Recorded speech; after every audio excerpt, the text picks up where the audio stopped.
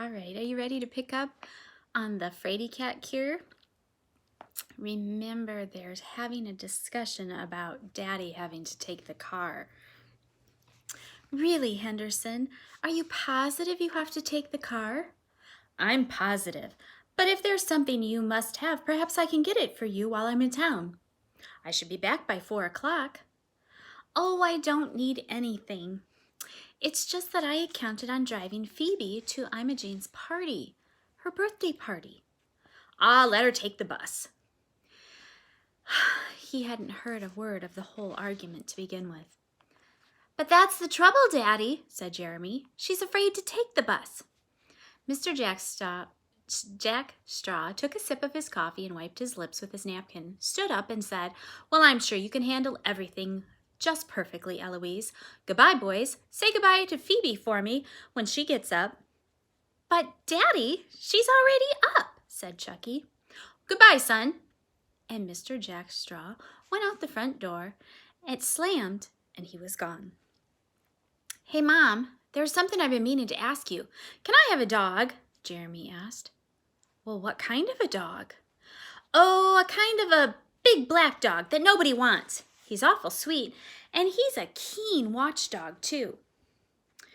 Well, where is the dog? Does someone else have him for sale? Well, I just happen to have him right out in the kitchen.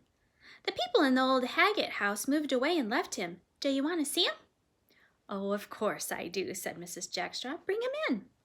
So Jeremy went out into the kitchen and came back leading an enormous black dog, which was obviously part Great Dane. This is Friendly, and he pushed the dog at his mother. Sarah and I named him Friendly because he is. Ask him to shake your hand, Mom. Shake hands, Friendly, said Mrs. Jackstraw, and immediately Friendly handed her a huge black paw. She shook his paw, and he smiled at her. Oh, he's a lovely dog, Jeremy. Are you sure the people left him? Yep, we're sure all right, said Sarah, coming in from the kitchen with hot coffee. The Humane Society man stopped by yesterday and told me all about it. I suggested that we keep him for a while, and he was real glad to give him to us. Nobody seems to know what his name is, so me and Jeremy, well, we named him Friendly. He's part mine, too, isn't he, Jeremy? He's part all of ours, said Jeremy. He's our family's dog, and I'm going to build him a doghouse. Oh, that's a fine idea, son. Daddy will help you when he comes home. Just then, Phoebe came into the dining room to tell her mother that she had definitely decided that she was not going to go to Imogene's party. She would rather stay home than take the bus. And she got as far as, Mother, I have definitely decided. And she saw Friendly. Giving a shriek, she jumped back onto the chair and yelled, Take him out of here! Take that monster out of here! That's our new dog, Phoebe, dear. His name is Friendly. Now shake hands with Friendly, Phoebe. Friendly walked over very carefully and gently to Phoebe and held out his paw. She crouched back against the chair and squealed, Take him away! Take him away! He's dangerous! He'll bite me! Oh, you're such a dope, said Jeremy. Come here, Friendly, old boy. Stay with me and don't go near that big fraidy cat. Mother! Aren't you going to do anything? Are you going to let that vicious monster stay here? Of course I am, dear.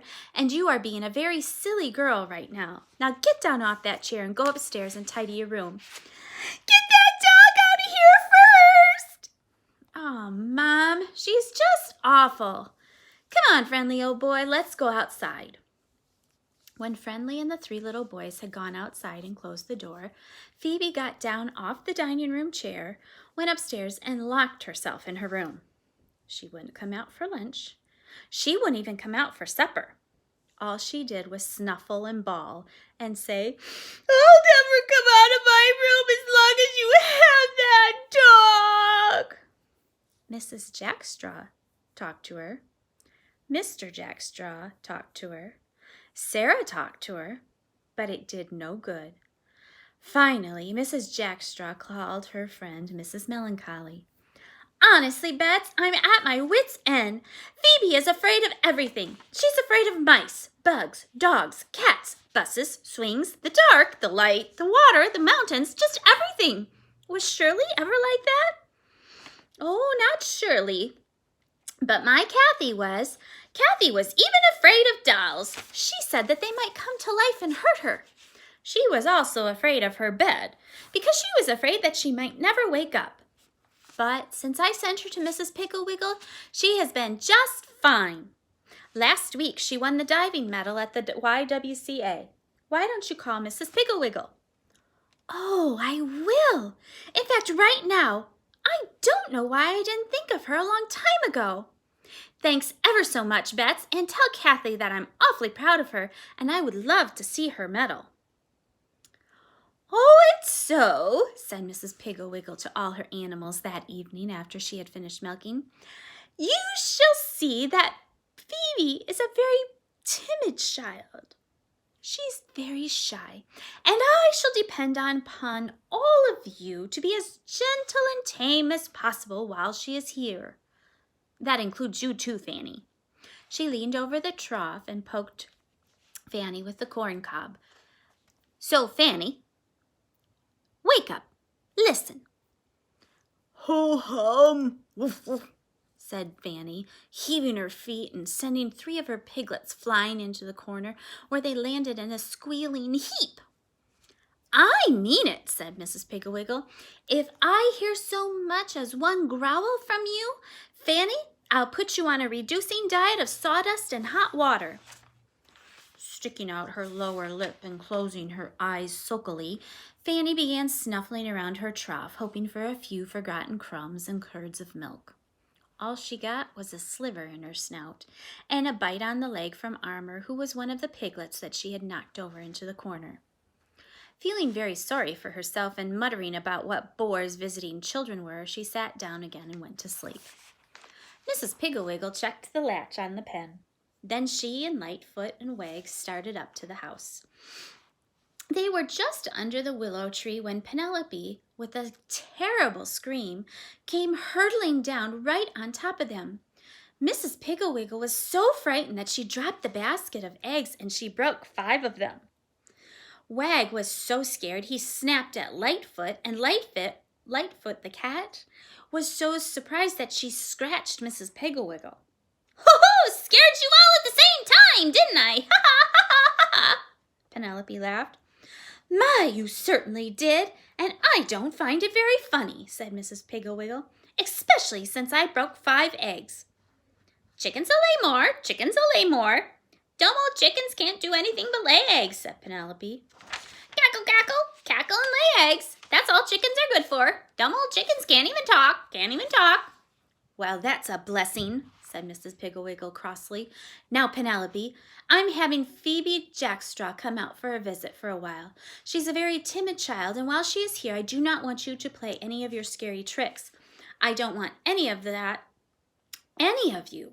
I don't want any scaring like you just did tonight. I don't want you to scream like a chicken hawk, or hoot like Pulitzer the owl, or scream like an eagle. I want you to help Phoebe get over her fraidy catness. I don't know why they call it fraidy cat, fraidy cat, fraidy cat. I don't have much use for cats, but they're certainly not afraid, not afraid, not afraid. Oh, said Lightfoot in assent. Well, I don't know where the expression originated, but it has been in use for a long time. Now let's hurry and get supper.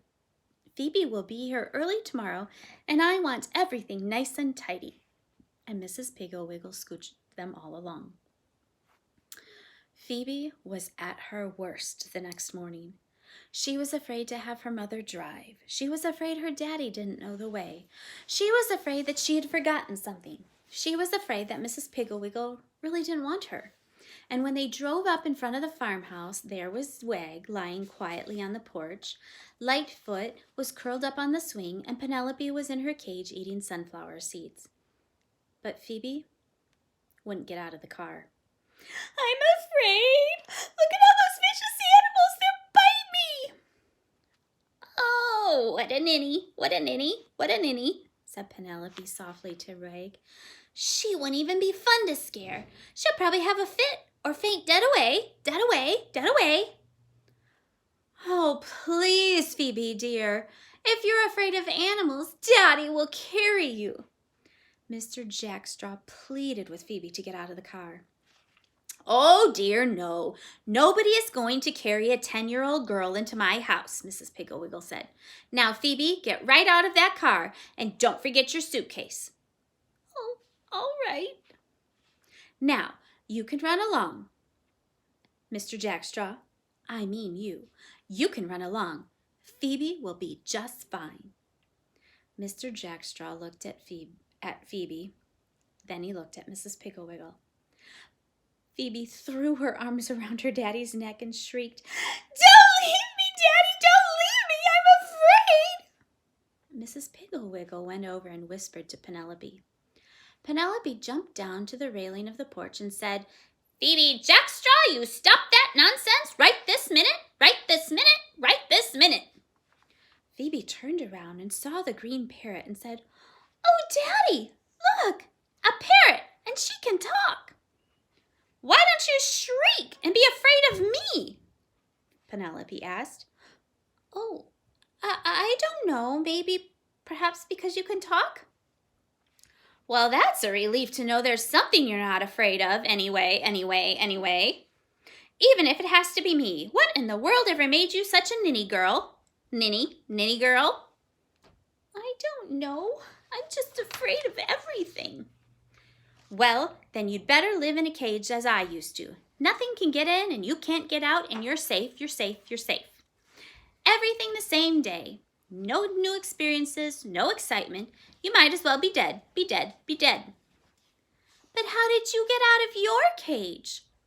"Mrs. Piggle Wiggle bought me. The minute she got me out of the pet shop, Mrs. Piggle Wiggle opened the cage door and I rode home on her shoulder. 'Now here is a woman with sense,' I said. Well, let's not stand here talking all day. Say goodbye to your daddy. He's got to go to work. "Goodbye, Daddy." Phoebe said it in such a calm voice. She surprised everybody. "Goodbye, Chickabitty. Call me when you're ready to come home," said Daddy, relieved and surprised all at the same time. "I'll call," said Mrs. Piggle Wiggle. "Now goodbye and have a nice day." "Now, let's go up and put your clothes away," said Mrs. Piggle Wiggle when the car had driven away. "I've given you the small guest room that's right next to my bedroom." And we'll continue tomorrow and see how things go with Phoebe and Mrs. Piggle Wiggle. Oh, and with Penelope.